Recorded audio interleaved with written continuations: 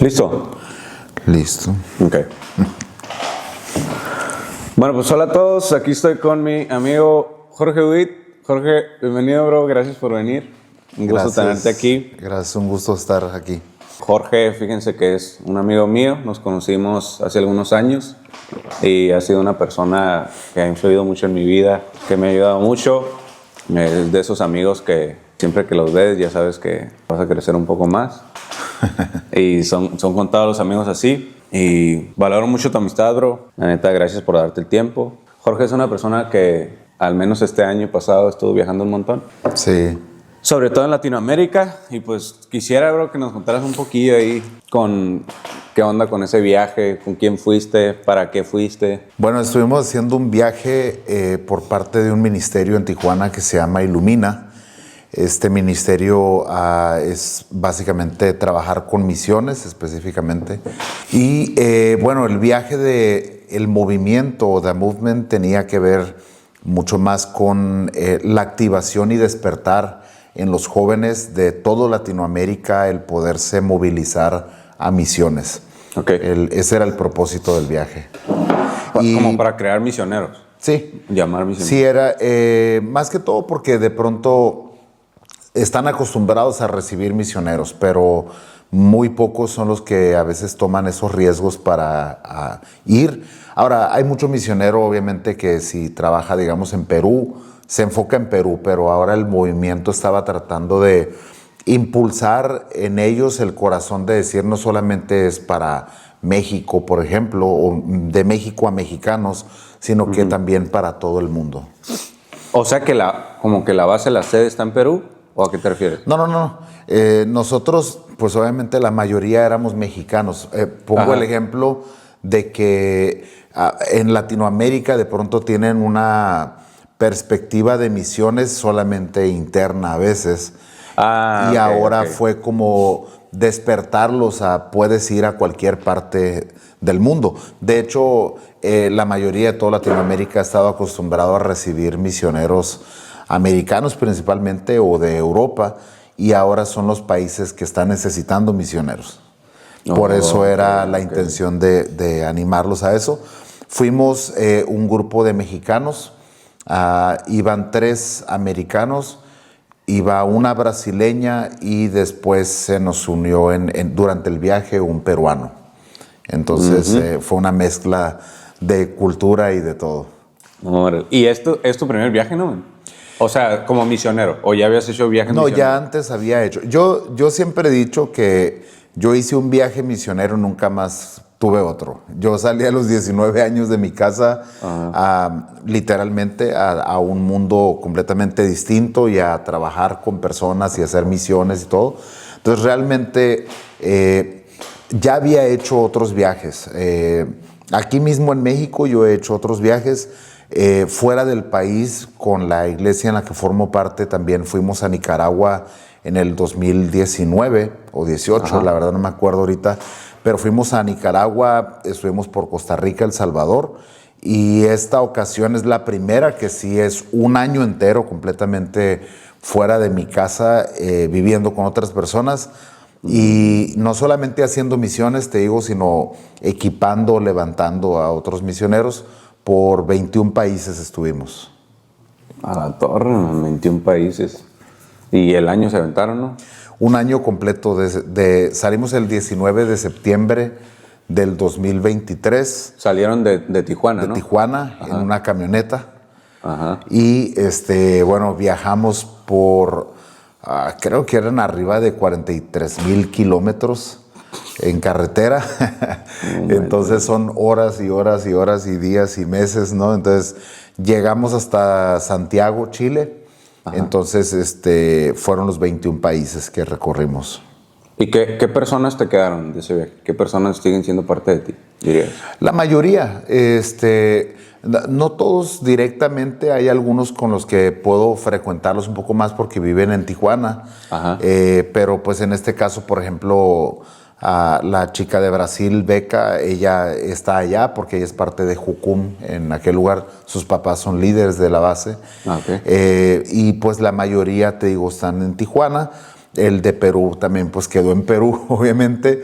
pero ha sido interesante. O sea, a la mayoría de ellos los conocía, nunca había vivido con ellos. Entonces llevábamos 2 matrimonios en el viaje, a una pareja de novios que ellos regresaron a México, algunos temas de ellos personales, pero también ya se casaron, entonces fue parte de ellos el proceso durante el viaje, ser novios y todo. Y bueno, algunos otros que también de pronto hubo enamoramientos y cosas dentro de... Es parte de la comunidad, sí, y todo. Entonces sí, es chido ver eso. Ok. Creo que hiciste un canal, ¿no, men? O una cuenta de Insta, algo así. O sea, en caso de que la gente quiera ver más de cómo fue la experiencia y todo eso. ¿Okay? Bueno, realmente ahorita no lo he estado usando. Sí había hecho una cuenta de Instagram como viajando por Latam, algo así, viajando ligero, creo. Ahí lo vamos a poner. Pero ahí puse más que todo como fotos de normal, como de cualquier país, de un lugar. Ajá. En mi Instagram personal o que uso para el ministerio, sí puse mucho más de lo que fue de eventos. O sea, la diferencia es que en uno ponía más de los eventos, de los jóvenes, de predicaciones, de la alabanza, de eso. Y en el otro que hice fue más como un día normal comiendo fruta en Brasil, no sé, ¿no? Algo así, ¿no? Entonces era un poco diferente. Oye, y bien, tenemos este viaje, bro, que hiciste, pero yo sé que eres una persona que cumple un chorro de funciones, como quien dice, tienes un montón de ministerios, y me gustaría también que nos dijeras más o menos qué más haces, qué ministerios estás a cargo, qué haces, para que la gente conozca quién es Jorge Witt, ¿no? Sí. Bueno, pues actualmente radico en Tijuana y formo parte de una congregación, formo parte de un equipo de alabanza también ahí. Entonces es una de las maneras en que sirvo en la iglesia. La otra cosa es que hemos estado también abriendo algunas iglesias y también con una cultura muy diferente, muy con el corazón hacia las misiones, pero también muy profética y con mucha base en la adoración, en la identidad que tenemos en Dios, todo esto. Entonces estoy llevando una labor pastoral también. Al mismo tiempo trabajo en consejería o mentoría con diferentes líderes, diferentes pastores, diferentes jóvenes. Antes era más jóvenes, ahora ya abarca pues líderes o pastores. Y ahora los abarca también por todo Latinoamérica. Ahora tengo de repente reuniones con algunos líderes o jóvenes de otros países donde me tengo que adaptar un poco a su horario y todo, que de pronto para ellos puede ser 8 de la mañana y para mí son las 4 de la mañana aquí. Ajá. Entonces es eso. También estoy como director de el movimiento de Mesa del Rey, que ahorita estamos en 6 ciudades aquí en México y lo tenemos ya también en Santiago, Chile. Y bueno, ahora también lo estamos empezando a expandir a partir de este año para otros 4 países. Entonces ahorita pues el trabajo está creciendo en esta parte y este movimiento pues es enfocado principalmente en poder amar, dignificar, restituir a personas que pueden estar en situación de calle, migrantes, a personas en situación de pobreza extrema y poder recordarles acerca de su identidad, de que su valor es en la casa de Dios y poderlos traer a casa pues de regreso, ¿no? Entonces lo tenemos en diferentes ciudades y es parte del trabajo que hacemos, ¿no? Y pues bueno, un poco de lo que hacemos, ¿no? Y trabajamos. Eso de la Mesa del Rey ya tiene algunos años, ¿no, man? Sí, lo comenzamos en el 2016 en Culiacán. Ahí comenzamos teniendo una cena de gala. Ya casi 10 años, man. El año que viene, 10 años ya. Sí, básicamente. Empezamos así, básicamente, con el corazón simplemente para trabajar con personas en esta situación. Después yo me moví de Culiacán, de estar viviendo ahí y liderando con otro amigo y pastoreando. Me moví a Tijuana y en Tijuana pues estuve como un año a la espera de que a alguien le interesara también hacer algo así. O sea que empezaste solo. Como... A la Mesa del Rey lo empezaste solo. No.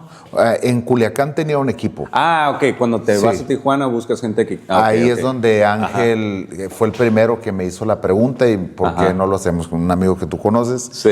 Entonces él... Un saludo para Ángel. Él justamente me dice, oye, ¿por qué no lo hacemos aquí? ¿Por qué no? Sé que lo hiciste en Culiacán y todo.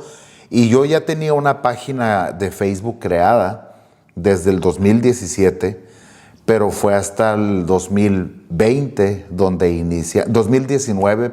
iniciamos, creo, en Tijuana. Y ya había pasado tiempo. O sea, y cuando yo le enseño a él la página que yo la había creado desde que me fui a Tijuana a vivir, pero dije, voy a esperar si alguien tiene carga por las personas en situación de calle migrantes. Y él fue el primero. Y de ahí empezamos a formar un equipo y hemos tenido alrededor de 12 personas en nuestro equipo como fijas o estables. Ha habido pocos cambios y después es cuando Ángel toma la decisión de venir a Peñasco y de hacer un tiempo... Que fue en el 2020, creo, ¿no? 2020, porque me acuerdo que fue en plena pandemia. Exacto. Bueno, entonces, se vino y empezó la pandemia, como quien dice. Él se vino en febrero del 2020. La pandemia pues ya entra fuerte en marzo. Sí. Y pues básicamente él se queda aquí en medio de la ciudad sin poder hacer todas las actividades que al inicio había planeado y todo, ¿no? Sí, y ya después él empieza a levantar un equipo aquí que actualmente pues sigue el equipo. Ahora hay nuevas personas, nuevos líderes y todo. Luego pues lo comenzamos también a trabajar en Mexicali como un comedor. Ahorita en Nogales también está como un comedor, apenas para empezar a formar equipo. Y en Culiacán continúa, desde que yo salí, sigue funcionando tanto comedor como las otras actividades que hacemos.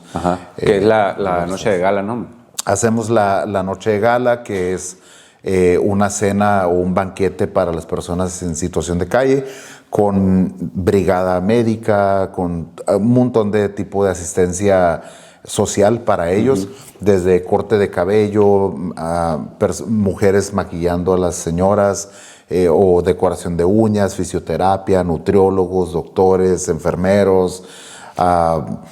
Sí, el año pasado incluso tuvimos personas de gobierno que estuvieron tomando los datos para personas de México que no tenían un acta de nacimiento o que no tenían un INE o que no tenían su carta de no antecedentes penales, porque muchas de estas personas que perdieron todo o que están en la situación de calle y simplemente no pueden o no tienen cómo comprobar dónde viven o lo que sea, o que están a lo mejor haciendo un trabajo o que les piden papeles o una carta de no antecedentes para el trabajo, pero no tienen cómo pagar o lo que sea. Entonces nosotros hemos llevado esa facilidad para ellos para que puedan ser productivos, ¿no? Y ser proactivos que estén legales, ¿no? Para poder trabajar bien. Sí, entonces hemos tenido eso. Al mismo tiempo tenemos un cuarto donde se les ministra sanidad, interior, liberación, etcétera. Ya más con el lado espiritual, psicológico también, y todo eso nomás. Y también psicólogos, psicólogos, asesoría legal. Es mucho. O sea, yo estoy hablando de que un amigo se encarga de la brigada y él básicamente tiene, yo creo que más de 100 personas en el momento activos trabajando durante la brigada. Hemos tenido ahí la ambulancia también para atender cualquier tipo de situación. Entonces ha sido muy bonito ver cómo de todo tipo de congregaciones, de todo tipo de creencias han venido para decir, nosotros queremos hacer algo por nuestro prójimo, ¿no? Entonces, este ministerio lo que ha tomado como carga es que, aunque hay muchos ministerios o iglesias ya teniendo o un comedor o algo, ahora en esta cena todos nos juntamos y nos reunimos para el único propósito de poder amar a nuestro prójimo y servirles en la mejor manera, y a la vez, como los trasladamos desde la zona donde ellos viven, hacia una iglesia que nos facilite las instalaciones para hacer una cena y convertir su iglesia en un restaurante de lujo, básicamente, con meseros, con todo, ¿no? Que rentamos nosotros mantelería, cristalería, que ellos no coman en desechable, que coman en una mesa bien, donde...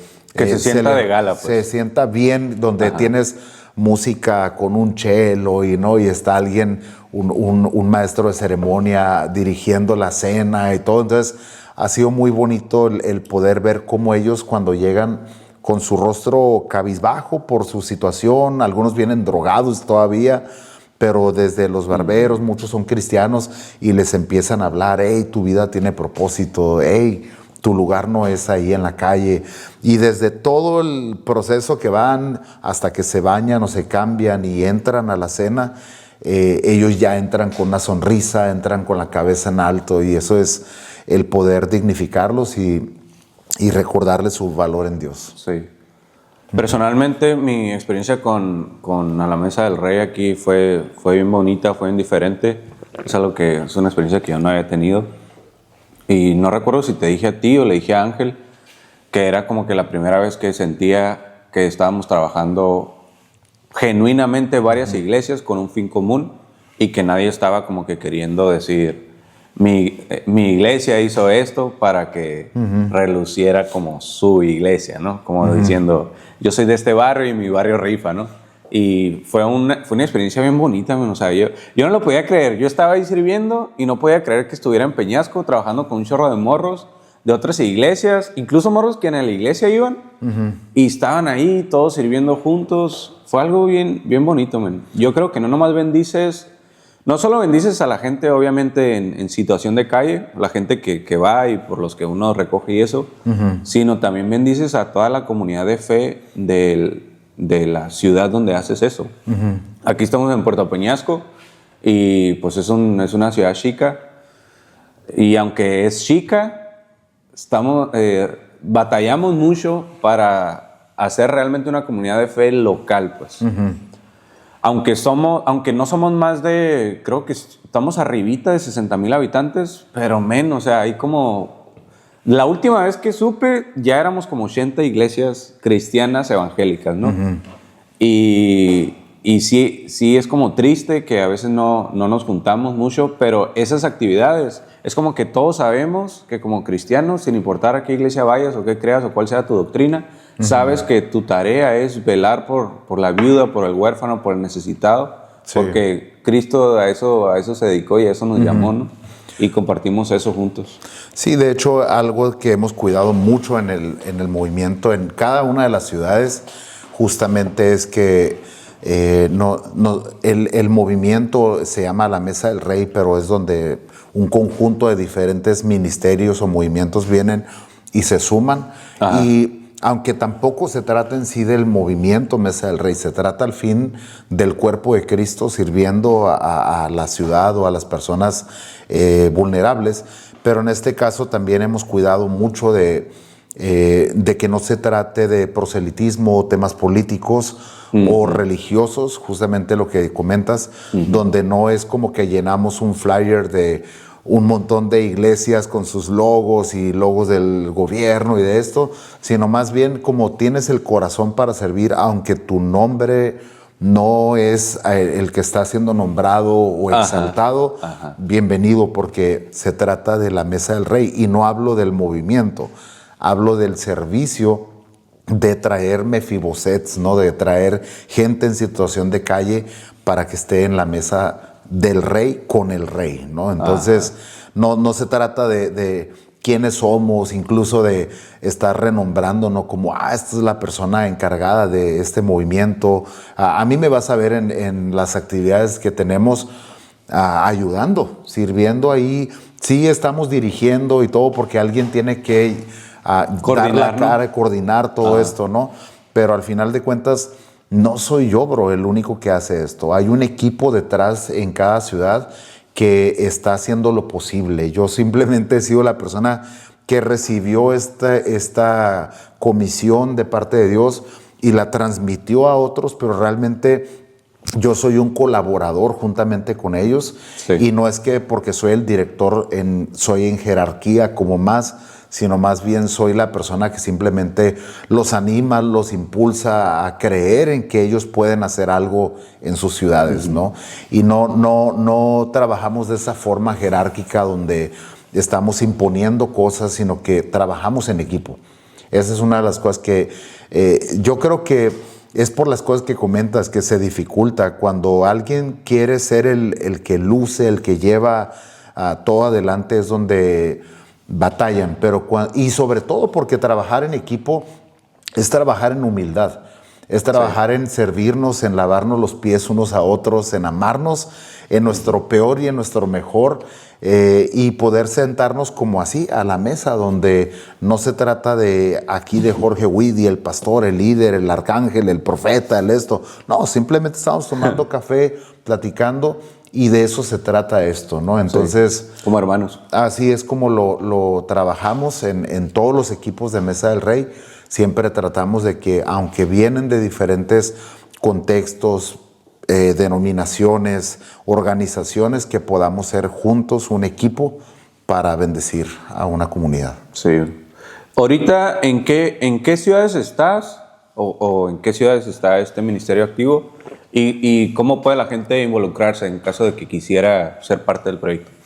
Ahorita estamos en Tijuana. Es ahorita como digamos, la sede que está como impulsando, dirigiendo todas las demás ciudades, que es donde estoy yo. Actualmente ya no estoy a cargo del equipo de Tijuana, gracias a Dios. Antes lo estaba dirigiendo completamente yo junto con Ángel. Ahora lo está dirigiendo Gerardo García. Y bueno, estamos ahí. En Nogales estamos ya también. Estamos aquí en Peñasco. Estamos en Culiacán. Y trabajamos también en Tepic y en Mexicali. Son de las ciudades que abarcamos aquí. Hay otras ciudades que han hecho la cena de gala, en Navojoa, en Hermosillo. Ha habido otras iglesias que de pronto, o ministerios que lo hacen esporádicamente, en Los Mochis también, pero no han tomado como el abrazar completamente esto y hacer todo el año un trabajo con las personas, ¿no? Entonces de pronto dicen, vamos a hacer la cena, pero no, solamente hacen la actividad y se encargan como de a lo mejor ayudarlos, apoyarlos en un centro de rehabilitación, qué sé yo, pero esas son las ciudades, y pues Santiago, Chile también. Ok. Sí. Yo creo que si se mete la gente a Instagram, a la cuenta de... Sí, en cuanto pones a la Mesa del Rey te va a aparecer Tijuana. Son diferentes páginas, pero es el mismo movimiento, pero cada quien maneja una página con sus fotos o actividades, lo que sea. Obvio, pues me imagino que la gente podría seguir la cuenta y ya enterarse de cuándo se ahí va a hacer algo, ¿no? Se suben los diseños, la publicidad y todo. Oye, Manny, volviendo un poco al viaje, pues a mí se me hace bien interesante como el choque de culturas, ¿no? Porque yo nunca, yo nomás he estado en tema ministerial o eclesiástico, si lo quieres llamar así, nomás en México. Y nunca he estado en una actividad que esté fuera de México, en la tema de la iglesia.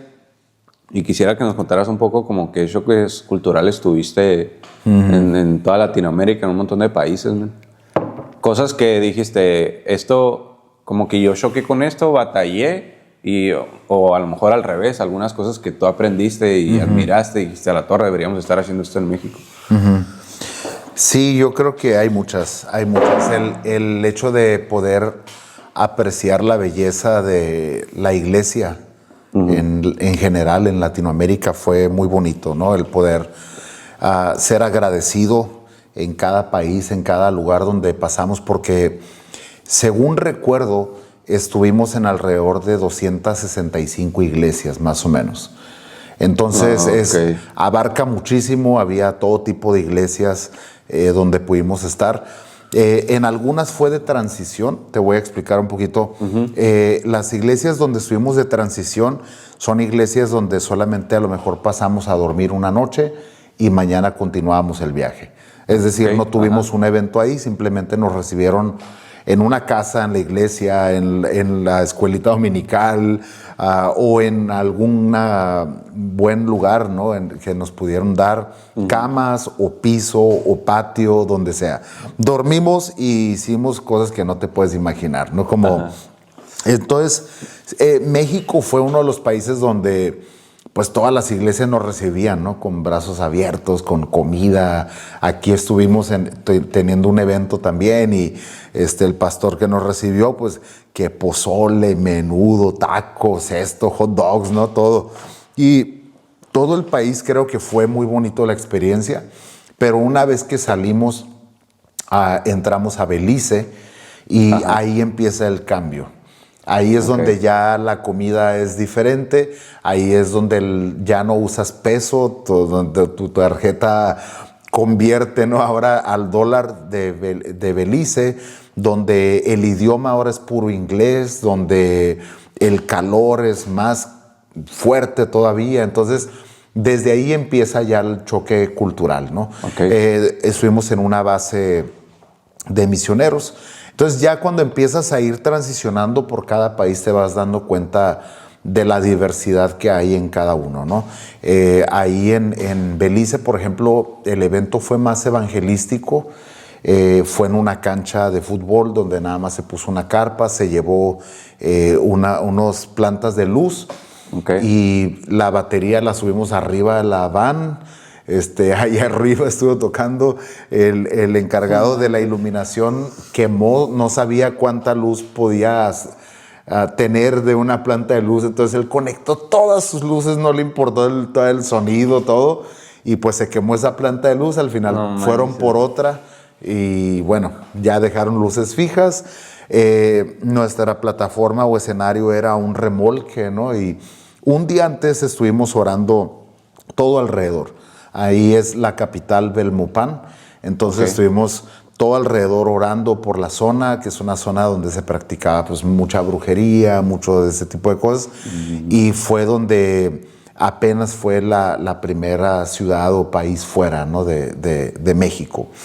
De ahí estuvimos pasando por diferentes, El Salvador, Colombia, El Salvador, más bien Guatemala, empezar a comer ahora ya no hay tacos, ya no hay salsas, ya no hay lo que normalmente tenías aquí. Ahora era ir acostumbrándote a pues ir las pupusas, arroz con pollo, ir ahí pues cada uno, ¿no? En Nicaragua, Costa Rica, que son más de gallo pinto, que es arroz con frijol y plátano macho frito. Se usa muchísimo más, es como muy de ellos. Entre ellos ahí se pelean de quién es el mejor gallo pinto, ¿no? Sí. Entonces igual Costa Rica, pues todo eso es parte de lo que estuvimos viviendo. Lo que es Panamá, no logramos tener evento porque nos encontramos con el país en un paro nacional, con bloqueos por toda la carretera panamericana. Y un viaje que nos iba a hacer de 15 horas terminó siendo 6 días. Fue un país interesante y complicado, pero aunque no pudimos tener evento ahí, creo que la oportunidad que tuvimos fue de poder compartir el mensaje de Jesús con las etnias indígenas. Justamente ahí en Panamá. No pudimos tener un evento, como te comentaba, el viaje se trataba de poder ir y conectar con las iglesias para movilizarlos a misiones, o sea, enseñarles, hablarles, compartirles de lo que es misiones y salir a practicar. En este caso no tuvimos evento, pero nos tocó practicar a nosotros sin nada de fotos, de nada estéril, ¿no? Entonces nos veías en las carreteras parados completamente. Desde que entramos, el gobierno o migración nos decía, ustedes si entran, pues sepan que el país no está viendo paso, no lo están dejando entrar. Y los primeros bloqueos sí nos dejaron entrar. De hecho, en uno de los bloqueos había un pastor que era el líder del bloqueo ese, y pudimos orar por él, pudimos conocer un poco de la problemática, del por qué estaban peleando ellos, y tenía que ver con que estaban expropiando sus tierras de los indígenas, toda la zona minera. Entonces ellos estaban saliendo a protestar, pudimos orar por ellos. Ya después fuimos avanzando. Hubo otros donde no nos dejaron pasar y tuvimos un día completo ahí. Al último no les convenía tenernos ahí, porque de pronto alguien de nuestro equipo le decía, ¿me deja cargar mi teléfono en su casa? Sí. Ay, ¿me deja entrar al baño? Pues sí. Ya al rato nos ofrecían café. Al rato era un múltiple conectado con los teléfonos de todos. Al rato éramos nosotros bañándonos o lavando en sus casas. De pronto ya nos decían, pues ¿quieren comer? Pues sí. Entonces arroz, pollo, no sé. Entonces tomando café, orando por ellos, escuchándolos. Fue más de casa en casa que evento. Fue más de estar de pronto en la casa donde estaba el bloqueo. Ajá. Y ahí quedarnos y estar y todo, ¿no? Entonces fue complicado. El equipo creo que fue haciéndose más fuerte y sólido, porque aunque ya habíamos atravesado todo México y todo Centroamérica, porque Panamá era el último país de Centroamérica. Ajá. Habíamos vivido cosas muy chidas, experiencias muy bonitas con cada iglesia y todo, pero Panamá fue a consolidar mucho del por qué estábamos ahí. De hecho, nos tocó dormir en banquetas, en patios. Hubo una que no nos dejaban cruzar definitivamente y nos fuimos a meter había como un tejabán. Ajá. Y cuando pasamos dijimos, vamos a meternos ahí. Nos metimos. Estaba lloviendo un torrencial, se veían unas cascadas a lo lejos, ¿no? De todo esto. Y nos quedamos dormidos ahí. Calentamos agua, lo único que teníamos eran Maruchan y atún. Entonces eso era lo que comíamos. Literal, sí, en la carretera nos veías con una latita de atún, comiendo cada quien atún. Empezamos a bajar de peso, obviamente, sí, durante ese tiempo.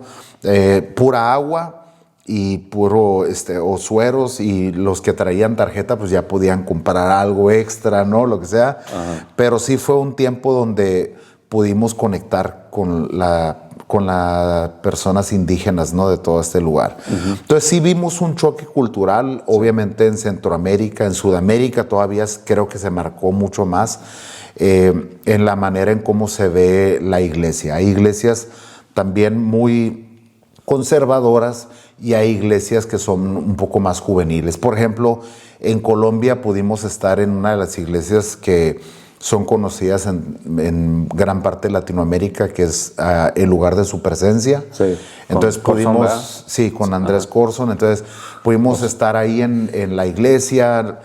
Fue divertido para nosotros porque estábamos en un lugar en Bogotá que se llama La Calera. Eso es a las afueras de la ciudad. Es muy frío, es muy alto. Entonces pudimos disfrutar de un tiempo ahí muy bonito, pero fuimos a la iglesia. El escuchar el mensaje de uno de los pastores, nosotros mismos éramos confrontados y recibíamos, y nos recordaba nuestro sí, nuestro por qué estábamos ahí y todo, ¿no? En Perú, por ejemplo, pudimos estar en la iglesia Camino de Vida, que es otra de las iglesias de Taylor Barreguer, de los Barreguer, que ellos tienen su podcast de Haciendo Iglesia y todo eso. Entonces, sí, pudimos también estar en una iglesia ahí bastante grande en Perú. En Argentina, por ejemplo, pudimos estar en Hillsong, en Buenos Aires, conocer a Cris Méndez. Nos saludó, nos presentó en su iglesia. Como dijo, tenemos un equipo de misioneros que están viajando en camioneta, ¿no? Era una locura para cada uno de ellos saber eso, que estábamos viajando desde Tijuana, ahora en Argentina.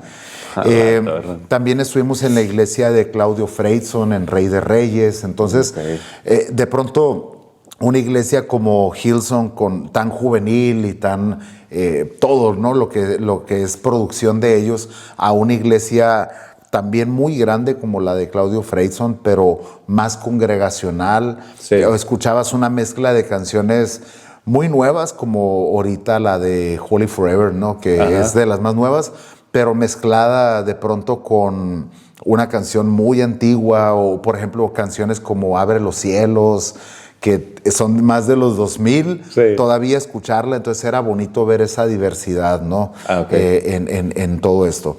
En Brasil es completamente otro mundo, obviamente porque entras a otro idioma completamente, otra cultura, otro ritmo de vida de las iglesias, pero fue como de los lugares donde vi mucha más pasión, sobre todo en misiones. Ellos no tienen vergüenza, o sea, ellos salen, ellos no les importa, o sea, de verdad era algo impresionante. En Brasil estuvimos en diferentes iglesias, ¿no? Una de las que tuvimos evento fue en una iglesia bautista independiente. Entonces era muy curioso porque yo prediqué ahí en esa iglesia de subida, decimos nosotros, cuando íbamos apenas bajando hacia Argentina. Ajá. Entonces llegamos a Curitiba y es ahí donde estamos en la iglesia bautista, toda la iglesia con bancas, todo, ¿no? Una cruz enfrente, todo, y un piano, o sea, todo. Y yo me acerco al pastor y le digo, oye, hay algo que yo no debo mencionar, ¿no? Como, Sí. ¿qué puedo o cómo puedo no meterme en problemas con ustedes, ¿no? Ajá. Y ellos dicen, no, nosotros creemos en el Espíritu Santo, creemos en las sanidades, creemos en la palabra de Dios, creemos, es como, tú eres libre de compartir lo que Dios ponga en tu corazón, ¿no? Como, ok. Fue muy diferente para mí a lo que conozco en México, porque en México también he predicado en iglesias bautistas. Y es otro Pero rollo. yo sé que ahí solo Cristo, y de ahí no me puedo mover a otras partes simplemente, ¿no? Entonces, en Río, por ejemplo, estuvimos en Nova Iguazú, que fue una iglesia más con un movimiento apostólico, profético. Entonces, súper apasionados los jóvenes. Era impresionante, ¿no? Como ellos pueden crear atmósferas cargadas de la presencia de Dios. No es que en la bautista, no, obviamente fue muy diferente. Creo que en la bautista podíamos percibir mucho gozo, también adoran, o sea, espontáneo, o sea, es muy bonito ver eso. La otra cosa es que tuvimos que aprender a cantar en portugués.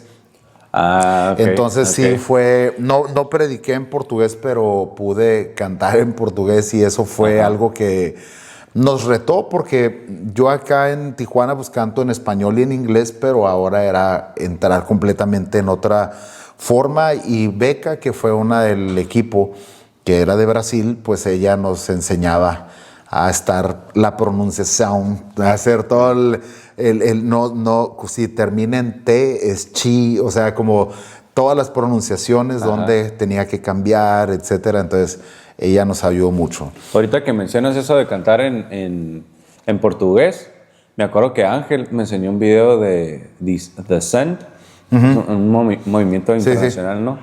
Y me acuerdo que yo estaba viendo eso por YouTube, man.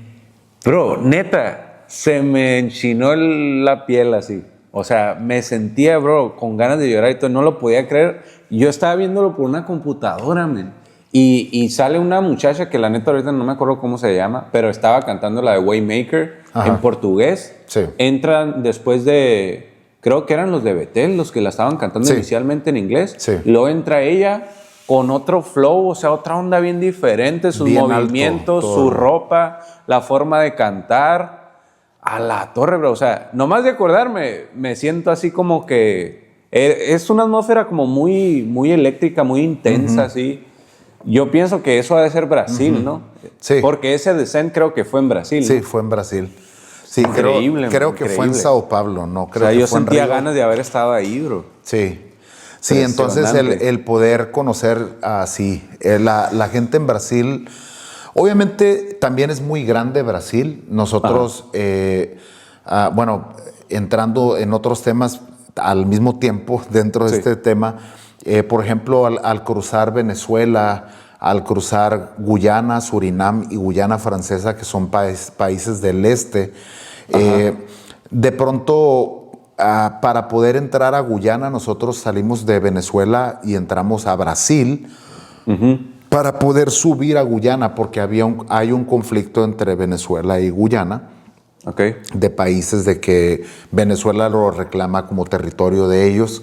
Entonces, para nosotros no tener un problema en poder entrar, tuvimos que salir hacia Brasil y luego entrar a Guyana. Entonces, del norte de Brasil conocimos Boa Vista, y esa zona es más calurosa, es más la gente, pues es muy diferente el ambiente que cuando vas al sur de Brasil. Entonces, esa solamente fue la parte norte que conocimos y entramos a los países. Igual en Guyana, entrando en esos temas, Guyana, el idioma es inglés, pero lo que más vimos que está creciendo en cuanto a religión es mucho hinduismo y el islam, como en muy Guyana. fuerte, sí. Todo lo que es el islam y el hinduismo ves demasiadas mezquitas, ves demasiados templos hinduistas y ves muy pocas iglesias cristianas. Qué Entonces, curioso algo que en América haya ha eso. No crecido sabía que mucho. había lugares en América. Sí, que la tuvieran mayoría esa- de personas no hay güeros, me explico. Entonces, la mayoría es de tono de piel oscuro, pero también en ese lugar pudimos tener una actividad para jóvenes. Sí, también se practica mucho brujería. De hecho, tuvimos una situación ahí en uno de nuestros eventos. No hay luz. También tienes que tener una planta de luz si quieres tener luz en tu casa o en la iglesia. Entonces nosotros, por ejemplo, todo el tiempo que estuvimos en Guyana fue un tiempo todavía del equipo, así como en Panamá, de fusionarnos más, porque no tienes wifi, no tienes datos, todo desde Venezuela hacia allá no teníamos línea de teléfono, ¿no? Manche. Entonces, como no teníamos línea, no teníamos tampoco dónde cargarlo, a veces simplemente traemos los teléfonos para música, para tomar fotos y nada más, o para escribir notas, tu devocional, lo que sea, ¿no? Entonces, como equipo siempre iniciábamos el día con un tiempo quieto, que es cada quien su tiempo a solas con Dios, de lectura, de oración. Después un tiempo devocional juntos, cantando, adorando, escuchar la palabra a través de alguno del equipo. Y ya después las actividades del día, ¿no? Cada quien tenía roles de comida, de limpieza, etcétera. Entonces, específicamente en ese país, los chicos fueron a invitar casa por casa, pero no es como que las casas están así como aquí juntas. Es como que había terrenos, o no hectáreas, pero sí terrenos grandes, baldíos, porque es parte de selva de toda esa zona. De hecho, toda la tierra... Que seguimos en Guyana, ¿no? En Guyana Ajá. es rojo, completamente la tierra es roja, o sea, la arena es diferente, o sea, es muy diferente. El clima, hay muchísimos moscos, los moscos no los espantas ni con raedolitos, ni con poniéndote repelente, o sea, no, ellos como... Son moscos le siguen, en esteroides sí. acá. Entonces sí, eso era estar ahí muy pegajosa la arena, también como aquí, como en Peñasco, de que te tienes que sacudir bien los pies para no meter. Ahí era de repente la iglesia pues llena de arena, ¿no? Porque estábamos entrando, saliendo. Entonces para limpiar la iglesia, acomodarla, fue complicado. ¿Y la iglesia de ahí cómo es? O sea, su carácter, como...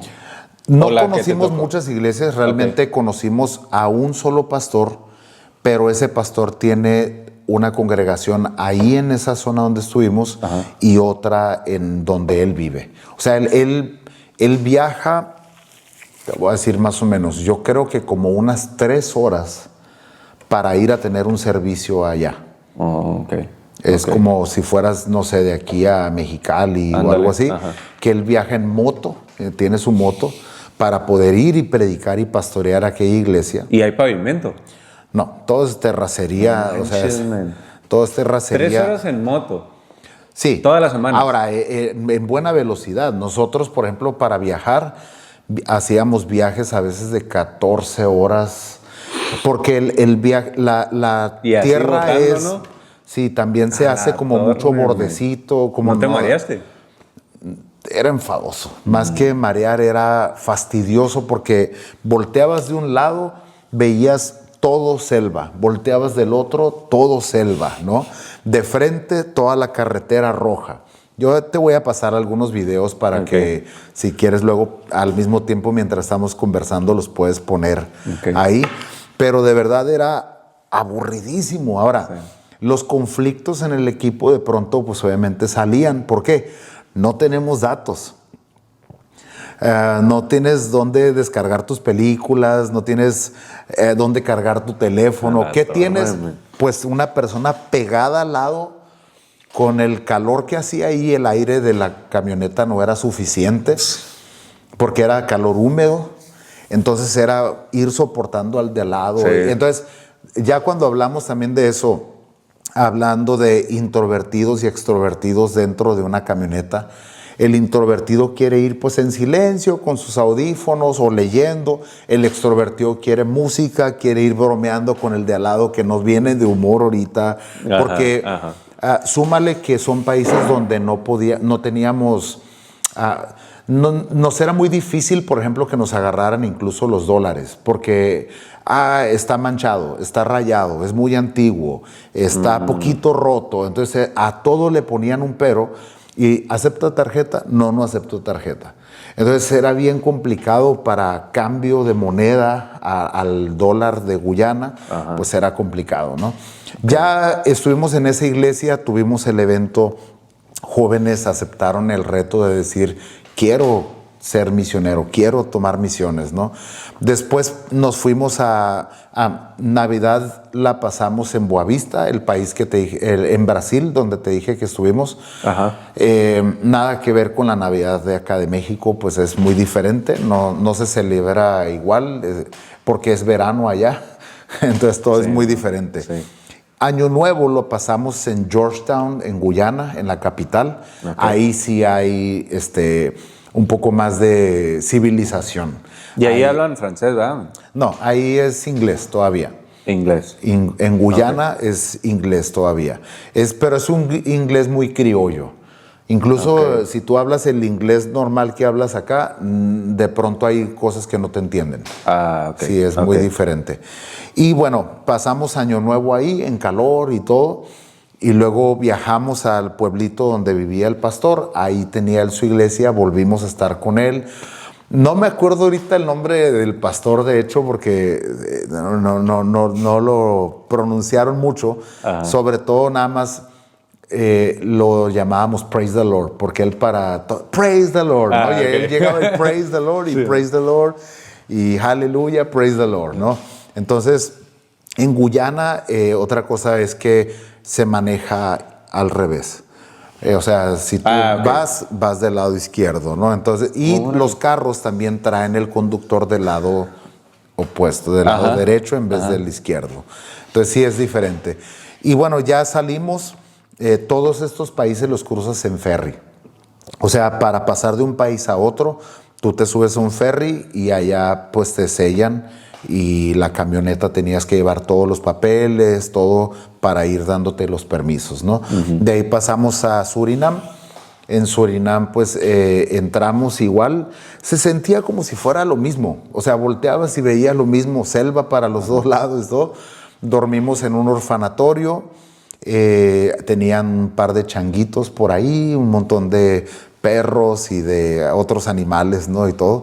Pero ahí nos cancelaron el evento, pero nos dejaron dormir ahí. Bueno, el cuarto estaba plagado de moscos, pero teníamos aire acondicionado, teníamos colchones, eso era ya bueno. Porque acá en Guyana dormimos en una casa que era del pastor, pero que ya nadie la habitaba y lo único que la habitaba eran murciélagos. Entonces toda la noche oía los murciélagos moviéndose y yo dije a dormir. Toda la casa pues con polvo, ya nadie vive, o sea, está abandonada. Y pero ahí dormimos, algunos otros se acostaron afuera con sus sleeping bag y todo, ¿no? Entonces sí, fue muy loco todo eso. Sí. Llegamos en Surinam.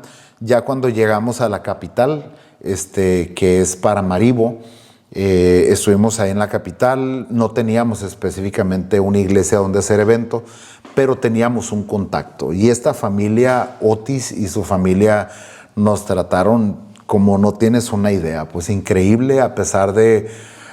ellos nos ofrecieron su casa, su espacio. Y todo estaba chido, pues tenía luz, ¿no? Me explico. En ya Guyana eso se agradece, ¿no? Entonces ya teníamos luz y todo.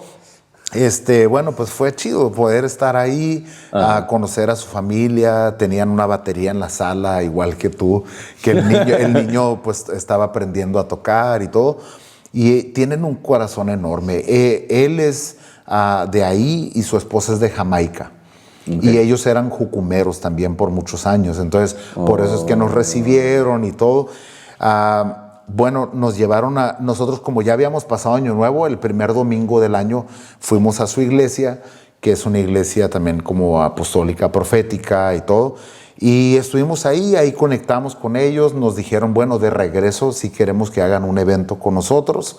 Así que el idioma de ellos, te cuento, es una mezcla de holandés con alemán, que esa mezcla ellos lo llaman Dutch. Entonces el idioma de Surinam es Dutch, que es mezcla de holandés con alemán, y el inglés como un segundo idioma, ¿no? No hay español. No. Nosotros no volvimos a hablar, bueno, solo entre nosotros español, pero desde Venezuela nosotros ya no volvimos a hablar porque en Boavista es Brasil, portugués, entramos a Guyana es inglés, entramos a Surinam es Dutch o inglés, y después de eso pasamos a Guyana Francesa, que es puro inglés y muy poco francés. Perdón, puro francés y muy poco portugués. Ya ni siquiera inglés y español no figura en lo más mínimo. Entonces sí fue también interesante llegar a Guyana Francesa. No nos querían dejar entrar por temas de que la camioneta, pues nunca una camioneta había estado de México en Guyana Francesa, ¿sabes cómo? Para empezar, en Guyana Francesa solamente entran los aviones de Francia. Entonces no hay otro. O terrestre, pero tienes que entrar también cruzar el río en el ferry y todo eso. Entonces, bueno, pudimos entrar. Al final hicimos evangelismo también en un parque muy grande. Ahí te encuentras a musulmanes, te encuentras a iraquíes, iraníes, a dominicanos, venezolanos, o sea, de todos lados del mundo. Pues ¿por qué? Porque es un país que ganas en euros. Entonces, pues sí, obviamente les va mucho facilita, mejor, ¿no? Esa parte, pero sí es complicado. Y estuvimos ahí teniendo, pues te digo, más evangelismo y todo. Ya de ahí empezamos el regreso, lo que te comentaba, pues de pasar de regreso por Surinam, tener el evento ahí con ellos, Guyana, y salir hacia Boavista otra vez para subir a Venezuela y volver a cruzar todo Venezuela. O sea, esta parte fue como un recorrido de cuando llegaste a Colombia, bajar para entrar a Venezuela y cruzar todos los países así. ¿Sí me explico? O sea, como todo el este del continente y regresar, porque en toda esta parte es el Amazonas. Entonces era regresar y no entrar. Pues sí hay, pero está muy complicado ahí, ¿no? Y pues íbamos en una camioneta, entonces no era fácil para nosotros. Después empezamos, pues todo, te digo, es muy diferente. Hablando de choques de culturas, por ejemplo, en Bolivia, La Paz está, yo creo que arriba de 3.500 metros sobre el nivel del mar, y allá es muy común masticar o tomar té de coca. Entonces no es cocaína procesada, obviamente es la hoja de la coca.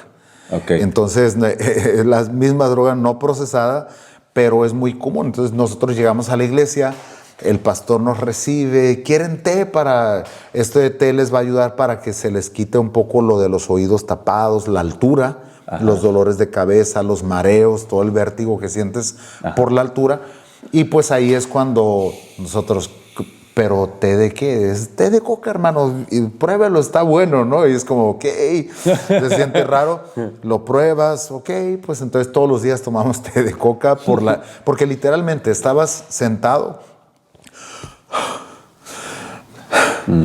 Solo estar sentado, ni siquiera estás en movimiento. Ahora, la iglesia donde nos hospedaron había sido un prostíbulo muchos años antes y era un edificio como de 5 pisos. Entonces, subir las escaleras, nomás ir el primer piso, ¿no? O bajar. Nosotros estábamos hospedados como en el sótano. Entonces, se sentía horrible estar en la litera. Sentir que no podías respirar, era feo.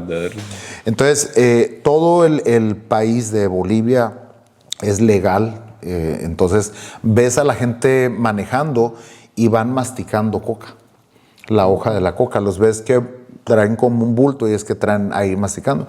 Y hay dulces de coca, hay chocolates de coca, toda la forma que te lo puedes consumir para que te ayude con el tema de la altura, ¿no? Ese fue un choque cultural para nosotros bastante fuerte. Ahí mismo en La Paz, por ejemplo, comimos llama, alpaca. Ahí en todas esas zonas se come cuyo, paloma. Entonces, pero hay muchas otras comidas también muy buenas. Hubo caldos muy parecidos a los de aquí, que cuando los comimos nos servían en unos platos gigantes. Un caldo, ¿no? Con arroz, con pollo, papas, todo. Era muy bueno. Y de repente, bueno, ahora sí vamos a servirles la comida. Pero era un caldo. Para nosotros ya un caldo aquí es una comida completa. Para ellos es como la entrada. No, entonces, sí, ya después que nos servían la comida era como, ya no hayas cómo, ¿no? Después, en Brasil, pues todo lo que es el churrasco, todo eso en cuanto a temas no más culturales o así. Pero la iglesia, pues te digo, es muy apasionada, muy aventada para muchas cosas. Sí, yo creo que en Brasil fue donde más... ¿Como aprendiste algo? De mi parte, sí. De mi parte creo que hice conexión muy fuerte y muy buena con Brasil. Se sentía la calidez de la gente también, muy, muy bonito. Porque uno va a servir, o sea, en misiones uno va a servir, pero, o sea, yo quisiera saber como en qué país sentiste que tú recibiste más. Yo ahí fue. Yo creo que Brasil fue uno de los que más. Chile yo creo también, ¿no? Es que sí, es muy diferente en cada uno. Por ejemplo, ya lo que es Uruguay, no pudimos tener evento de bajada, solamente conectamos con algunas iglesias, etcétera. Ahí fue donde empezamos a descubrir que todo el mundo ama el mate y pues fue empezar a probar, ¿no? El mate, buenos cafés, todo. Luego llegamos a Argentina. En Argentina tuvimos que pasar un buen de nuestro tiempo por temas de que nosotros planeábamos bajar a Ushuaia, pero justo cuando llegamos en mayo a Argentina era el invierno. Entonces toda la Patagonia cae la nieve, ya te puedes quedar atorado ahí, morir de hipotermia. Las camionetas pues no pueden ir así, tienen que llevar cadenas, ¿no? En las llantas. Entonces cada vez se iba poniendo más complicado. Ok, bro. Entonces, gracias por compartirnos un poco de tu viaje por Latinoamérica, todas sus experiencias. Sé que te faltaron un montón, pero si seguimos vamos a ocupar hacer una serie de podcasts en lugar de uno solo. Quisiera que habláramos de lo que fuiste a hacer, que es evangelizar, misiones y todo eso. ¿Qué le aconsejarías más bien a la iglesia actual para poder evangelizar o hacer misiones efectivamente? O sea, que valga la pena hacerlo, no nomás hacerlo como por cumplir, sino qué métodos o estrategias viste tú que fueron más efectivas a la hora de alcanzar gente nueva. Algo que, bueno, justamente que estás hablando sobre el corazón del por qué, yo creo que principalmente las personas están cansadas o están muy cansados de temas de apariencias, como predicamos de un Dios de amor, pero a veces no lo mostramos tanto. Están cansados como de ver que hablamos de libertad, de sanidad, de que Dios te provee, pero nos endeudamos y, o sea, vivimos todo lo opuesto a veces. Entonces, realmente yo creo que una de las formas más efectivas en poder evangelizar es tu vida. Tu vida debe de ser, o nuestra vida debe de ser un reflejo completamente de lo que Dios puede hacer. Nuestra vida es un estilo o es una herramienta que Dios utiliza para que otras personas puedan encontrar respuestas a lo que ellos necesitan, ¿no? Que ellos sepan que pueden venir a ti, acudir a ti en tiempos de dificultad o necesidad, etcétera, ¿no? Y la otra cosa es que algo que justamente también mencionabas, el tema de evangelizar, yo creo que no puedes hacer evangelismo si primero no has sido discípulo. Y la iglesia, quiero como que se pueda entender que cuando tú eres comisionado o enviado para algo es porque antes fuiste discipulado. Y el ser discipulado requiere obviamente tiempo, vas a tu iglesia, escuchas la palabra, esa palabra debería de irte cambiando la cultura, ir formando tu corazón. ¿Para qué? Para que después la gran comisión no sea un trabajo para hacer o algo que te cuesta hacer, sino que entiendes el corazón de Dios hacia el mundo. O sea, yo creo que Dios sigue amando al mundo, entonces cuando tú amas lo que Él ama, tú vas a hacer lo que sea necesario para amar lo que Él ama. Y si Él ama a las personas, si Él ama a esa persona difícil de amar, difícil de tolerar, difícil, tú irías de la misma forma en que Jesús lo haría. Pero Él se encargó primero, antes de hacer la gran comisión, discipular a sus discípulos. Un discipulado creo que te ayuda de llamarlos, ¿no? Antes de enviarlos, antes de enviarlos. Él primero los prepara, los equipa, les va dando un entrenamiento. Esos 3 años fue su tiempo de discipulado, de entrenamiento. ¿Para qué? Para poder ahora estar dispuestos a amar tanto que estaban dispuestos a morir por lo que Él amaba. Estaban dispuestos a entregar sus vidas. Y justo hablando de todo el tema del viaje y todo esto, sin entrar tanto a detalle, nada más mencionar, por ejemplo, nosotros estábamos conscientes que nos podía ocurrir cualquier situación o cualquier tipo de percance durante el viaje. Y nosotros, antes de salir del viaje, hicimos nuestro testamento, filmamos un video también así de frente donde dijimos: si tú estás viendo este video, mamá, papá, seguramente es que yo no regresé de ese viaje. Grabamos un video donde nos despedíamos de nuestras familias, de nuestros seres queridos, de nuestros amigos, porque cuando tú entiendes lo que Dios ama, tú estás dispuesto a morir incluso por aquello que Él ama. Entonces nosotros estábamos conscientes que íbamos a pasar por situaciones que las vivimos. Ahorita no me voy a meter en esos temas, pero en el equipo hubo enfermedades donde algunos incluso pudieron haber muerto. Tuvimos algunas situaciones donde se nos fueron los frenos en las montañas. Tuvimos situaciones donde cruzamos ríos desbordados, donde en medio de disparos o cosas de pronto estábamos como, ¿qué onda, no? Entonces, cuando tú amas, tu estilo de vida se convierte en un modelo para que las personas puedan conocer de Jesús. Y pues sí, vimos que, por ejemplo, países como Argentina y Bogotá, Colombia, nos decían: yo creo que aquí no va a funcionar lo de los abrazos, por ejemplo, de abrazos gratis. Era una forma como de evangelismo creativo. Sí. Y decían: no, es que aquí la gente es muy fría, no van a querer. Y sin embargo, cuando te vendabas y ponías los brazos abiertos y había un letrero que decía: si no tienes miedo, abrázame, cuando la gente se acercaba y te abrazaba. En Paraguay, en todos los países donde estuvimos practicándolo, vimos que sí funciona. Lo que pasa es que la iglesia queremos seguir haciendo lo mismo que se hacía hace 20 años, cuando ya no funciona hoy para una nueva generación. Entonces creo que es una de las formas que yo he visto en cuanto a temas de evangelismo. El tema de la gran comisión, pues obviamente abrazamos el mundo, abrazamos lo que Él ama y no nos cuesta ir por los perdidos para que regresen a casa, para que regresen a la casa del Padre. La otra cosa es que el evangelismo y misiones es un llamado, es algo a lo que Dios nos envía, ¿no? Y no es como, a veces podemos estar muy cómodos dentro de nuestras iglesias, sirviendo en nuestra iglesia, y la mayoría de la gente se pelea por los puestos dentro de las iglesias, cuando el mayor acto de servicio y de bondad que puedes hacer y que servirías a Dios es cuando alcanzas. Y ahora, no solamente hablo de los perdidos, cuando me refiero a esto se malinterpreta, de los pobres. Algo que nosotros hablábamos mucho en este viaje es que Dios quiere que vayas y seas un misionero o un evangelista en las 7 esferas de la sociedad, donde no solamente sea con los pobres, sino que sea también en los medios de comunicación, en las artes, en la política, en la religión, en la educación, en cada una de las 7 esferas o montañas de influencia. que tú puedas ser alguien que vaya a ese lugar.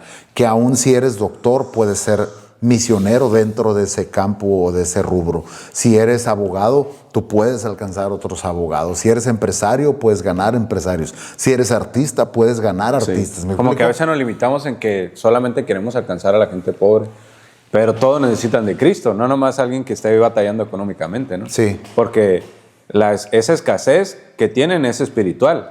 Independientemente si hay escasez en su cartera o en su educación, se podría decir, todos necesitamos a Cristo. Sí. Y de hecho hay una canción de Marcos Vidal, men.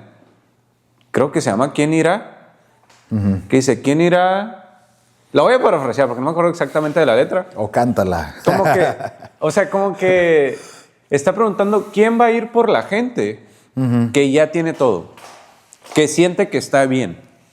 Porque hay gente que sí la está pasando bien mal, no tiene dinero, no tiene para comer, está enferma, etcétera, ¿no? Pero la gente que ya se siente autosuficiente, ¿cómo lo convences de que realmente dependes de un Dios? Eso es, yo creo que ese es un reto todavía más grande, ¿no? Sí, y cuando hablamos de misiones, por ejemplo, si tú vas de misiones a Argentina o vamos a poner a Europa completamente, donde son países primermundistas y todo esto, realmente tu mensaje tiene que ir bastante respaldado con tus hechos, con tu vida. Y había un sacerdote, ¿no? San Agustín de Hipona, que decía, predica y si es necesario, habla. Porque el nivel de predicación no solamente llega en cuanto a la proclamación con tus palabras, sino en tu estilo de vida. Sí. Y yo creo que eso es algo que cuando tú vives el evangelio, no importa si en cualquiera de las esferas de la sociedad en las que estás, Dios te puede llevar delante de gobernadores, de presidentes, no para tomar la postura que siempre la iglesia ha tomado de ir al gobierno y de ir al presidente para alcanzarlo y luego pedirle terrenos para la construcción de tu iglesia, para esto, sino realmente porque estás viendo a un hijo de Dios que necesita regresar a casa, que necesita encontrar que tiene un llamado y que su llamado ahora es en el gobierno para bendecir a las familias, para ser de influencia, para alcanzar a otros en la política y no solamente verlos como una herramienta o instrumento para un beneficio de la iglesia. Entonces, nosotros cuando leemos los Hechos no vemos a los apóstoles tratando de ganar a los políticos para tener beneficio de ello, sino que al contrario, para poder ser de influencia para el gobierno, para ganar a los romanos, para ganar, por muchos estudios que tuvieran, Pablo hablaba con ellos al nivel de ellos, sí, y luego podía hablar con viudas y con huérfanos al nivel de ellos. Sí. Entonces, el evangelismo no solamente es la simplicidad del evangelio para los pobres, que es importante atenderlo, pero también encontrar a los ricos, a los empresarios, a la gente de influencia que también tiene una carencia y una necesidad de ser salvo. Así que no se está dando cuenta que lo necesita, que su alma requiere de salvación, pero ¿quién más sino la iglesia? Entonces nosotros como movimiento no fuimos solamente para decir, hey jóvenes, vete de misiones nada más a África, no sé, Burundi, a Burkina Faso, a Uganda, a los lugares pobres, sino también sé tú un misionero donde tienes que estar. Entonces nosotros cuando hablamos de misiones, no solamente nos referimos a irte a otro país, a Egipto, a Jordania, sino que todo corazón que no tiene a Jesús es tu campo misionero. Entonces ya cambia, porque donde sea que tú estás puedes ser un misionero. Y cuando dices tú, bueno, es que mi llamado no es ese, o por ejemplo, estamos pastoreando y de pronto creemos que ya nuestro llamado cambió, que nosotros ya no tenemos que ganar gente, que la gente de la iglesia gane gente. Y yo no sé si es correcta esa teología, porque yo creo que Jesús nos hizo a todos parte de la gran comisión. A todos, no importa si eres apóstol, profeta, lo que sea, sigues ganando gente, tu corazón sigue ardiendo por las almas. Sí. No por el beneficio sino por el hecho de que entiendes como iglesia que ha sido llamado para recordarle a estas personas que hay una salvación que fue pagada en la cruz del Calvario para ellos, para que puedan venir y tener parte en el cuerpo de Cristo y ser parte del cuerpo de Cristo y ser parte de una comunidad. Ahora, no siempre los empresarios van a poder congregarse. Ahí es donde entra todo el tema de que el reino de Dios está donde están 2 o 3 congregados en su nombre. No importa si a lo mejor como pastor a veces tienes que ir y visitarlo ahí, orar por él. Por ejemplo, conocimos allá en Argentina a un pastor que se llama Ale Gómez, te lo mencionaba el otro día, sí. Y que él es pastor de algunos futbolistas y de algunos políticos y empresarios, pero no es gente que puede estar miércoles, viernes, domingo, en reuniones, no puede estar. Pero tienes que buscar la manera de poder, ¿cómo puedo discipular? Porque ese es el punto. Jesús nos llamó para discipular naciones.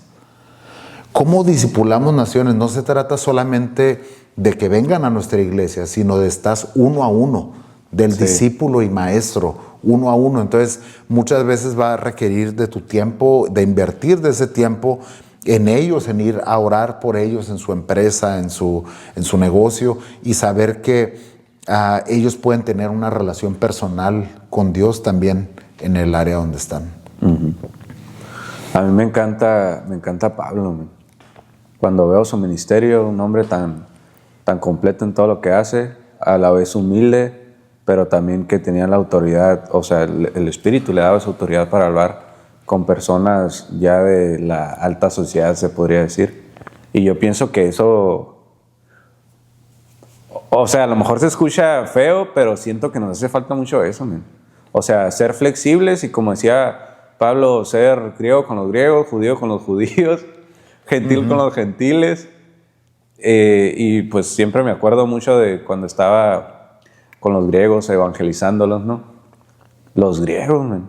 O sea, que en aquel entonces era el tope de la sociedad, venía de Grecia, y que él haya estado capacitado o se haya animado a presentar a Dios ahí, yo pienso que es como un ejemplo a seguir.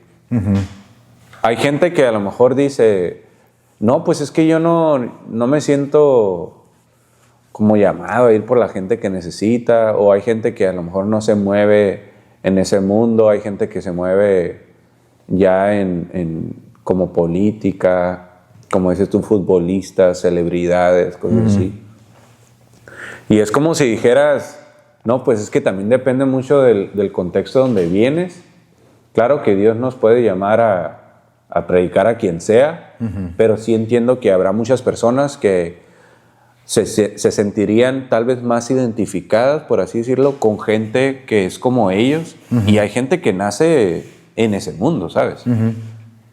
Sí, es que mucho tiene que ver con la mentalidad. Por ejemplo, si tú te preguntas por qué Moisés, aunque nació siendo hebreo y en medio de los hebreos, tuvo que ser enviado para ser preparado en un palacio. Porque si hubiera sido un hebreo esclavo, jamás hubiera sido un libertador. Él tenía que tener otra mentalidad y él tuvo derecho y acceso a cosas que todos los hebreos no. A aprender idiomas, a viajar, a tener autoridad, a aprender a gobernar. Sí. Es cierto, tuvo muchos errores y todo como cualquiera de nosotros, pero la mentalidad que él tenía era diferente porque Dios lo mandó a preparar en otro lugar. De igual forma, José, lo ves que sale de su entorno, de su familia, de ser el consentido de papá, para ser vendido, para trabajar para alguien y ser fiel con alguien. Y si te das cuenta, José tuvo una mentalidad de que él no tenía problema con ser el segundo. Podía ser el segundo con Potifar, y aunque ahí lo quisieron enrolar y en problemas y todo, lo meten a la cárcel. En la cárcel él sigue practicando su llamado, él sigue interpretando sueños, él sigue hablando vida sobre uno, y después de eso es llevado al palacio para interpretar los sueños ahora del faraón, ¿no? Del gobernador, y ahora es puesto como segundo. Con el mismo nivel de autoridad, pero tuvo que haber pasado un proceso donde no hubiera podido preservar y resguardar a toda su gente, sus 70 personas, ahora era su familia, si no hubiera sido llevado hasta ahí preparado para ese tiempo. No hubiéramos tenido una Esther que pudo interceder por su nación, por los judíos, en medio de un decreto para matar a los judíos, pero ella tuvo que prepararse. Vivió un año donde se metió en aceites, donde se preparó, donde Mardoqueo le hablaba cómo dirigirse al rey, de cómo ser una reina, y ahora que entró en el palacio y tenía una zona de influencia, su zona de influencia preservó la eternidad de otros, de todos los judíos, ¿me explico? Sí. Se los salvó del exterminio a los judíos. Entonces, ¿te das cuenta cómo Dios ha puesto personas claves o de influencia que no solamente cuando lo lees de una forma, o lo leemos desde una perspectiva como, bueno, eso fue para Esther, bueno, eso fue para José, ¿no? Y qué bonita la historia de él, qué bonita la historia de Moisés ahora enfrentando a un faraón. Pero lo ves ahora a un David con un Saúl, lo ves a un Salomón donde los reinos volteaban a ver y decían, qué increíble lo que Salomón está haciendo. Ajá. Que la reina viene y trae presentes, ¿no? ¿Qué le podían dar a un rey? Si él tiene todo, sí, ¿no? Pero la mujer oía de la sabiduría, oía de que incluso los pilares y las escaleras con oro, ¿no? Y de que la gente que servía en el palacio se vestía de una forma real. Sí, sí. Entonces te das cuenta de que Dios siempre ha querido a su pueblo, hablando en términos de raros, ¿no? Que de prosperidad, pero prosperidad no hablo de dinero, sino de cuánto Dios pone en tus manos para bendecir a otros. Ajá. La prosperidad de Salomón no solamente fue en él, sino fue en toda su gente. A quien vieras del pueblo de Israel era próspero, a quien vieras del pueblo de Moisés, simplemente ni su ropa ni su calzado se desgastaba. Ajá. O sea, ¿qué marca de ropa el día de hoy tan buena se sigue desgastando de todos modos? Sí. Y ellos vivieron esto y al igual como decías tú, ajá, Lucas, que igual fue un doctor, que no caminó con Jesús, que no vivió con Jesús, pero él dice en Lucas 1, fui puesto para poner orden a la historia. Y él empieza a traer un orden a la historia de los otros evangelios, de lo que él escuchaba. Él investigó, dice que él investigó profundamente cada una de las historias. Y luego él le escribe en el libro de los Hechos a Teófilo. Y Teófilo, ¿quién es? Es uno que tiene adentro de Roma un grupo. O sea, que era una persona de influencia. Entonces te das cuenta que no todos eran pescadores, no todos eran del vulgo y sin letras, sino que ¿por qué Dios levanta a un Lucas? ¿Por qué Dios levanta a un Teófilo? ¿Por qué Dios levanta a un apóstol Pablo que tiene un montón de influencia y de conocimiento? Sí.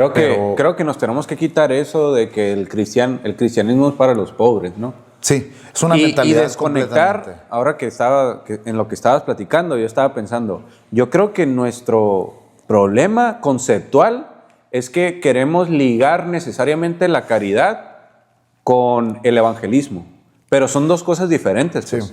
Y aunque todos estamos llamados a hacer las dos cosas, yo creo que la pregunta no es si estoy llamado o no a evangelizar, sino a quién estás llamado a evangelizar, sí, como a qué tipo de persona, qué prototipo Dios puso desde la eternidad en ti. O sea, ¿qué hizo de Jorge? ¿Y a quién podría afectar Jorge Witt? Por su contexto, por el dinero que tiene, por la ropa que viste, por el café que toma. ¿A qué tipo de personas yo lo puedo mandar a Jorge? Y yo sé que esa persona le va a hacer caso. ¿Sí me explico? Sí, es como ganan artistas, digamos. ¿Y qué es lo que cualquier pastor quiere? Pues eres artista, ahora vas a estar adentro de aquí en mi iglesia, nunca más vuelves a grabar, nunca más te me vuelves a subir a un escenario. Y dices tú, bro, tienes a alguien, estás siendo de influencia para alguien que va a tocar a millones de personas que tú nunca vas a poder tocar, pero él sí. Es como agarrar un tigre y ponerle en una jaula, ¿no? No, y no lo puedes domesticar. Entonces, ¿qué es lo que va a hacer?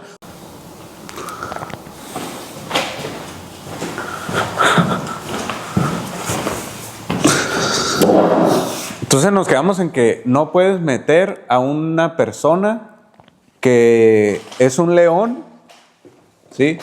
Y no lo puedes venir y traer a tu circo y meterlo en una jaula y nomás vas a aparecer en mi espectáculo, ¿no?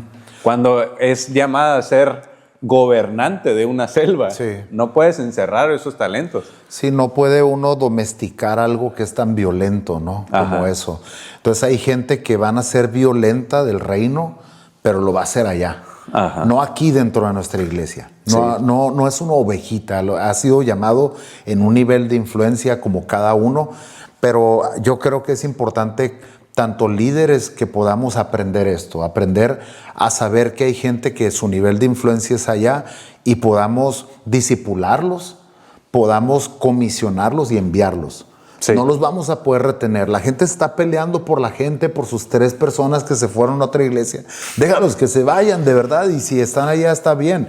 Pero Dios quiere darnos niveles de influencia que antes nunca hemos tenido. Vemos, y sé que hablamos de avivamientos y de todo esto, pero por ejemplo, en Argentina, un hombre como Tommy Hicks, que fue y con Perón para hablar con él y decirle, Dios me dijo que me diera los estadios para hacer cruzadas evangelísticas y todo esto. Y él, en vez de eso, fue con la Alianza de Pastores. Hermanos, pues Dios me envió de Estados Unidos y Él quiere que venga a hacer cruzadas de evangelismo y de milagros aquí a Argentina y me dijo que nos va a dar los estadios. La Alianza no le creyó. La Alianza dijo, no, eso es imposible. Y Dios le habla y le dice, ¿por qué fuiste al lugar incorrecto? Yo te envié con el presidente.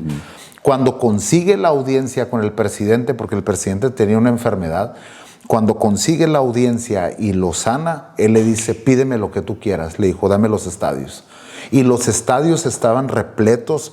Lees de Tommy Hicks y de los avivamientos de los 50 con él y te das cuenta de que aún la sombra de él sanaba gente. Cuando lo pasaban por encima, ¿no?, de las personas para llegar de lo lleno que estaban los estadios, lo pasaban y había una gloria de Dios en estadios simultáneamente llenos.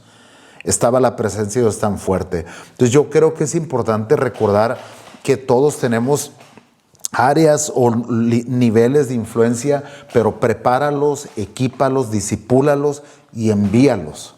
¿Por qué? Porque cuando los queremos retener es cuando empieza a formarse división. Pues hay gente que tiene una visión, carga algo, pero cuando tú los liberas, tú sigues siendo una influencia para ellos. Y escucha esto que voy a decir, porque cuando entendemos o vivimos desde esta perspectiva de reino, esa gente no es tu competencia.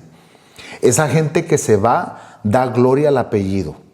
Sí. Es como sería lo más erróneo, digamos, que tu papá pensara, ojalá que si mi hijo tiene una casa y tiene su propia empresa, nunca se le suba. Tu papá va a decir, qué bueno que mi hijo tiene una casa propia y una empresa propia. ¿Por qué? Porque da gloria al apellido. De igual forma, Dios no tiene complejos de inferioridad, de que tú saques la grandeza que Dios ha depositado. Él mismo ha depositado eso, y cuando tú muestras eso al mundo, lo que haces da gloria al apellido, da gloria a la familia de Dios, y todo el cuerpo es honrado. Cuando Marcos Witt gana un Grammy o Un Corazón gana un Grammy, ellos están dando gloria al cuerpo de Cristo. Sí. ¿Por qué? Porque son un nivel de influencia donde no alcanzamos a llegar nosotros. Yo creo que ahí es donde muchos de nosotros hemos tropezado en creer que la iglesia solamente está destinada para hacer las 4 paredes, cuando realmente somos portadores de la gloria de Dios. Nosotros somos portadores del Espíritu Santo que resucitó de los muertos a Jesús, y ahora no solamente celebramos una Pascua al año, sino que todos los días son días de resurrección. Todos los días podemos llevar las buenas nuevas y alguien nuevo es alcanzado, es liberado, es traído de un reino de tinieblas a un reino de luz, ¿no? Entonces, si la iglesia podemos abrazar eso y quitar nuestros velos y nuestros paradigmas de haber sido conquistados por los españoles, por los franceses, por esto. Quitar esto y recordar que ahora no fuimos conquistados, sino que estamos llamados para conquistar. Sí. Yo creo que estaríamos siendo más de influencia. Y Bill Johnson dijo una vez que puso el ejemplo en Lucas cuando habla de la levadura que leuda la masa, no hablando de los fariseos, sino que nosotros, dice, el reino de Dios es como una levadura que puede leudar la masa.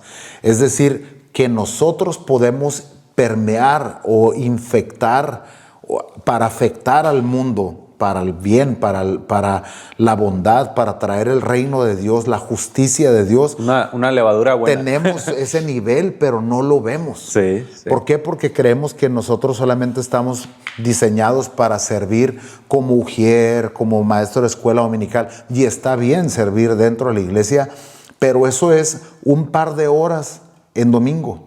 Pero ¿qué haces de lunes a sábado? Así es. ¿Qué haces durante tus 8 horas de escuela o de trabajo? ¿A quién estás afectando? Ajá. Porque ahí en ese lugar es donde puedes afectar la eternidad de otras personas y donde puedes traerlos de luz de las tinieblas a la luz. Oye, eso que decías de discipular y enviar, ese es el modelo de Jesús. Sí. Jesús tuvo un ministerio de 3 años. En 3 años hizo los discípulos. Que gracias a eso vinieron todas las naciones. Y nosotros estamos, no sé por qué, de dónde sacamos ese modelo de iglesia.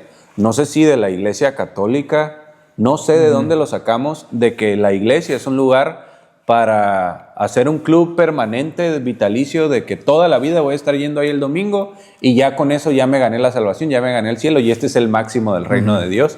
Cuando Jesús...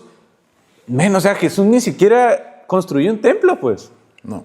Ni siquiera, siento que estamos bien diferentes al modelo de Jesús. Yo creo que en lugar de querer estar como innovando, necesitamos regresar a la senda antigua, al primero que fundó la iglesia, Jesucristo mismo, y ver cuál fue su metodología de trabajo. Agarrar unos pocos llamados por Dios, discipularlos en 2-3 años y llamarlos. Y salen los que siguen. Sí. No querer hacer algo de que vénganse, este es mi granja, quédense aquí en la granja, yo los voy a cuidar toda la vida, no se salgan de aquí porque los va a infectar el mundo y yo aquí los cuido y aquí van a estar siempre. Y así no afectamos a nadie y la iglesia se vuelve cada vez más irrelevante en la sociedad global. Creo que ocupamos un enfoque completamente distinto. Sí, porque necesitamos dejar de construir nuestro imperio para trabajar para su reino. Y eso requiere, de hecho, cuando hablas de hacer iglesia y de esto, la palabra que usaban era eclesía, que era convocar para una audiencia, para tomar decisiones, para afectar los ancianos, ¿no? El Sanedrín se juntaba, hacía eclesía para tomar decisiones acerca de la ciudad, decisiones acerca de la política, decisiones acerca del gobierno. Simplemente convocar a eclesía, por eso Jesús usó la palabra eclesía, no usó la palabra sinagoga, usó la palabra eclesía. ¿Para qué? Para nos juntamos. ¿Por qué? Porque somos un corporativo. Ajá. ¿Para qué? Para cómo vamos a afectar al mundo. Pero entonces creemos que la iglesia se centra en nuestras 4 paredes y es hacia adentro el trabajo. Cuando realmente la iglesia o la comunidad que tenemos es para preparar a las personas para cómo vivir el estilo de vida del reino de Dios afuera. Sí. Cómo llevar el reino de Dios afuera al mundo. Así a través de señales, prodigios, maravillas, pero también a través de que tu nivel de influencia afecte a estas personas, ¿no? Entonces, por eso Pablo, donde sea que estaba, afectaba a las personas donde estaban y lo veían con esa autoridad. Y ahora, muchas veces nosotros empezamos a cuestionar, pues porque obviamente nos vemos la iglesia mexicana, creo, no voy a hablar ahorita de latina, pero mexicana, como si fuéramos un changarro, pues. Que si alguien sale de mi casa y abre otro changarro es competencia del nuestro, ¿no?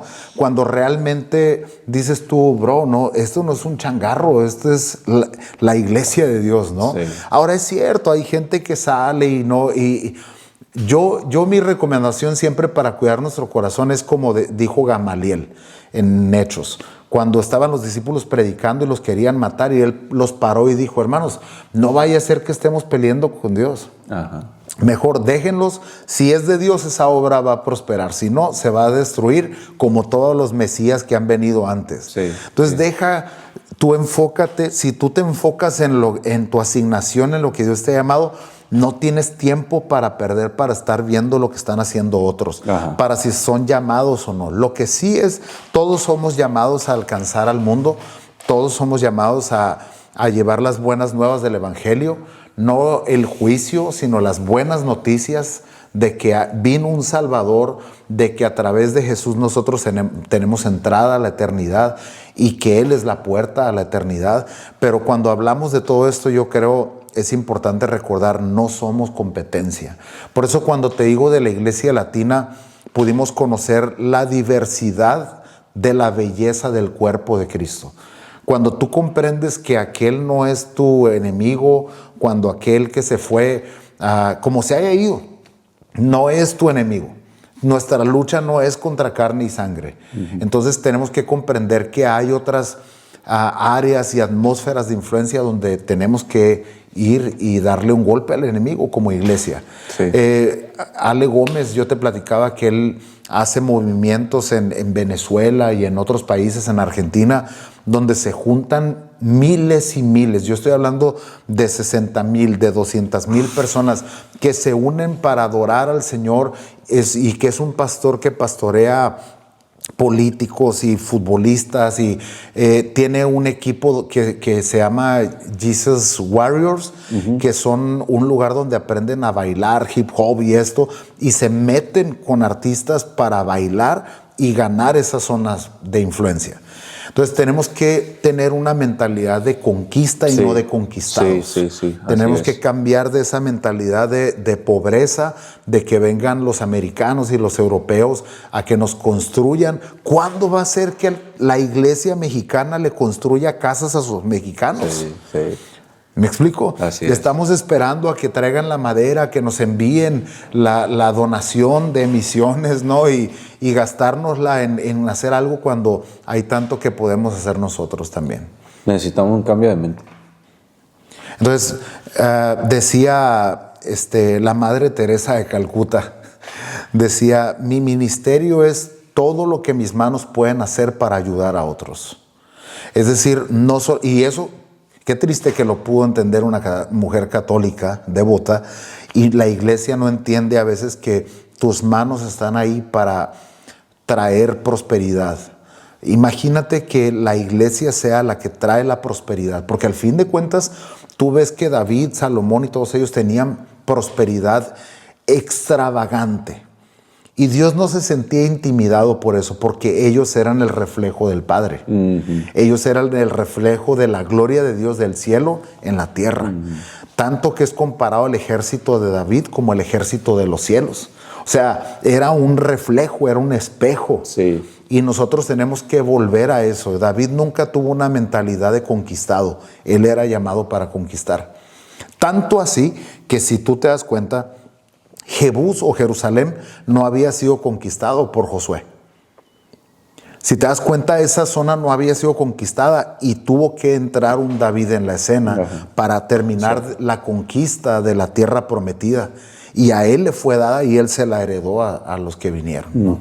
Entonces yo creo que comprender que somos llamados a conquistar, que somos llamados para expandir el reino de Dios.